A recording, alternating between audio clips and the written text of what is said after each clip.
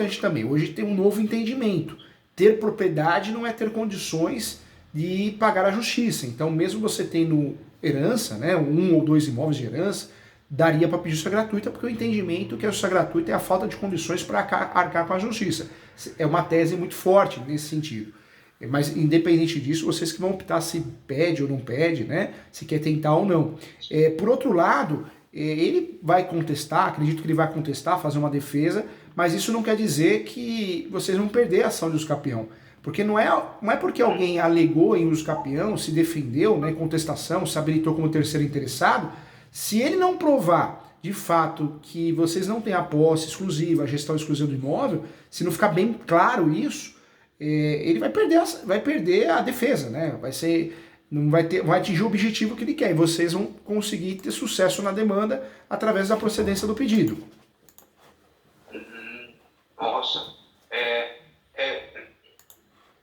o senhor até usou essa expressão, né, que ele vai precisar provar que nós temos que nós não temos a posse exclusiva.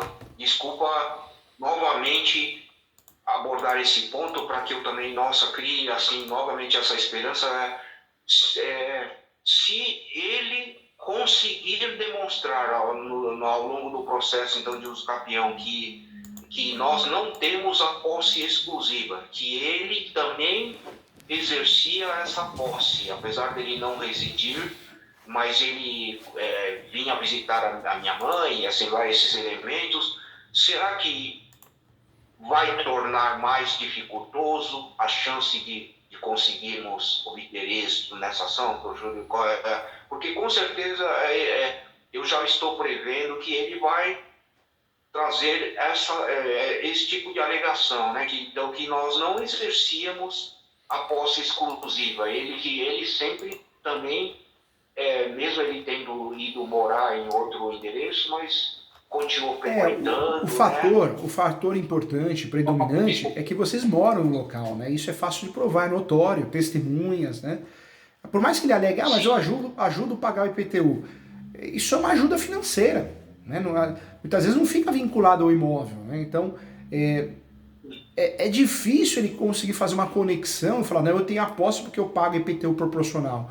É uma alegação fraca, né? É uma alegação fraca. A posse, nós temos uma abertura muito grande do que é a posse. Tanto é que para fazer o usucapião, você pode ter a posse direta, indireta, alternada, mas para efeitos de usucapião, consensual. A partir do momento que eu tenho outras pessoas que têm uma posse exclusiva, de fato, moram no local, essa posse alternada, essa posse indireta, não que ela caia por terra, mas prevalece o princípio da dignidade da pessoa humana, né? Que é o direito de moradia. Então, existe um conflito em relação a isso. E você e seu irmão levam vantagem nisso, porque vocês moram de fato no imóvel. E quando entra em conflito esse princípio, vocês levam inúmera vantagem, entendeu?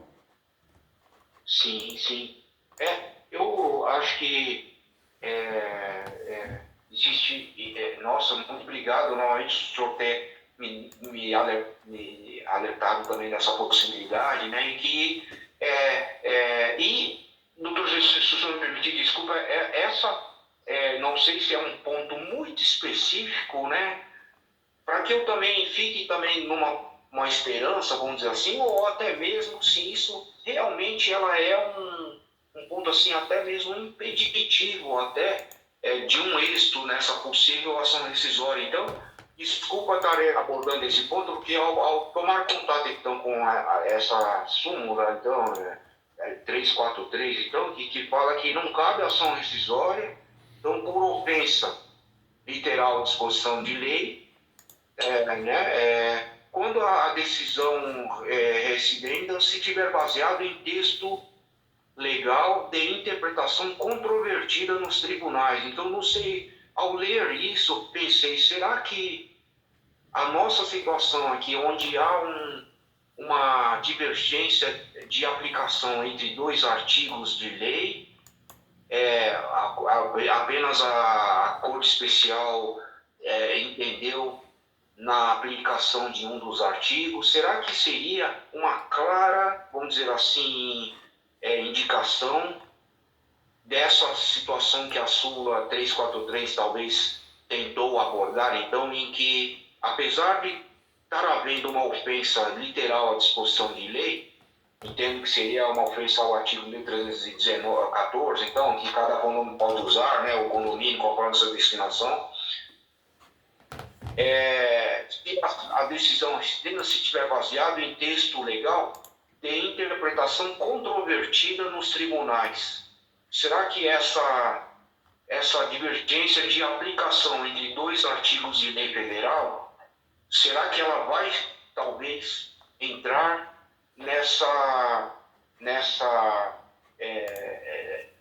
se estiver baseado em texto legal da interpretação controvertida nos tribunais? Será que essa súmula, né, ao chegar na terceira instância, sob a forma de ação rescisória, né, será que eles não, talvez a terceira instância talvez não aplique essa súmula, então que apesar de estar havendo uma ofensa à disposição de lei, ela está se baseando em texto de interpretação controvertida nos tribunais, porque se a nossa situação for realmente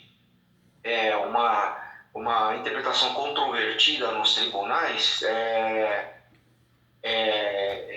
talvez já ao chegar novamente na terceira instância, talvez essa súmula, né, talvez seja aplicada, né, e tornaria talvez até mesmo e a ação de extinção de condomínio, por se me permitir, são todos pontos complexos, né, que fazem parte dessa questão. Me parece que realmente ela só pode ser iniciada, porque é uma outra possibilidade, mas parece que ela só pode ser iniciada ao ficar definido o quinhão de cada herdeiro, né? Enquanto não estiver definido o quinhão, me parece que a chamada ação de extinção de condomínio, que é mais uma possibilidade, né? Mas me parece que realmente, enquanto não ficar definido os quinhões, já que 50% do imóvel não está definido, parece que não é permitido, né? Realmente na prática é isso mesmo que se aplica ou é perfeito, é possível a extinção de Eu falo com muito carinho porque o direito, né, ele é muito diferente da teoria e a prática. E a prática nós temos, infelizmente, decisões absurdas jurídicas, né? Decisões mal feitas, contraditórias. Então precisa tomar cuidado. Hoje o entendimento com o arbitramento de aluguel, você tem que ser o quê? Coproprietário. Então você deixou de ser herdeiro e passou a ser coproprietário, porque foi feito um inventário judicial, extrajudicial, foi registrado formal de partilha, né, judicial ou escritura pública extrajudicial, e eu deixei de ser herdeiro e passei a ser coproprietário. Eu posso cobrar aluguel do meu irmão, da minha irmã, do parente que está no imóvel, porque ele tem a posse exclusiva e eu não tenho, eu tenho a posse indireta. Esse entendimento no passado era exclusivamente você tinha que ser proprietário. O inventário tinha que chegar ao final. Hoje não. Hoje eu posso propor essa ação de arbitramento de aluguel pelo espólio. E a mesma coisa acontece em relação à extinção de condomínio. Nós temos uma mudança jurisprudencial nos últimos anos que você não precisa ter mais a propriedade para fazer extinção de condomínio. Em algumas situações você poderia provar que você é herdeiro, ou seja, você faria a ação com legitimidade ativa pelo espólio, representado pelo inventariante. Então entra nessa zona de risco, né? Porque de fato existem outros meios. A advocacia ela passou a ser algo muito estratégico. Aquela advocacia de 15 anos atrás não existe mais, né? Cara e crachá, né? Lei e vamos na lei. Não, ela é mais estratégica que qualquer outra coisa. Ele pode fazer uma ação dessa só para forçar vocês a fazerem um acordo, vender o imóvel, comprar a parte dele. Então, diante de uma situação dessa, sempre trabalhar pela conciliação, né? Se possível a conciliação, se possível de vocês comprarem a parte dele, de direitos hereditários, sempre é melhor, né? Melhor alternativa do que uma sentença traumática. Tem que ser feito assim. Mas numa situação que não existe possibilidade de acordo, que a situação está muito difícil, né, desgastada, o melhor é fazer, no caso de vocês, uma ação de uso capião. Por quê? Independente se vai fazer a rescisória ou não, porque cabe, né? Mas a ação de uso capião seria uma forma de blindar vocês, proteger, um guarda-chuva, um escudo protetor, para evitar que ele faça amanhã uma ação de arbitramento de aluguel e para também evitar esse arbitramento do aluguel de forma direta e indireta, né? Através de um acordo onde ele possa comprar, vender a parte dele para vocês. seria muito importante fazer isso para vocês não ficarem vulneráveis. Hoje vocês estão vulneráveis, uma situação de fragilidade, né? Sim, sim. Eu acho que eu vou estar também, então, já que o prazo, né, da rescisória me parece que é 2 anos, né, após o trânsito julgado, então como foi há cerca de um mês atrás apenas o trânsito julgado na terceira instância, eu acho que nós temos esse prazo talvez para tomar essa decisão, então, né, e que não sei se eu consegui captar, talvez, que talvez essa súmula, então, que fala que apesar de haver a ofensa à disposição de lei, que eu acho que é esse o motivo agora da rescisória, então, é uma clara ofensa ao artigo 1314, né, então, se ela tivesse baseado em interpretação controvertida nos tribunais, será que talvez essa súmula não na nossa situação, então, em que está havendo uma divergência, até como usar essa expressão, de aplicação, não sei se seria uma interpretação controvertida de um mesmo artigo de lei.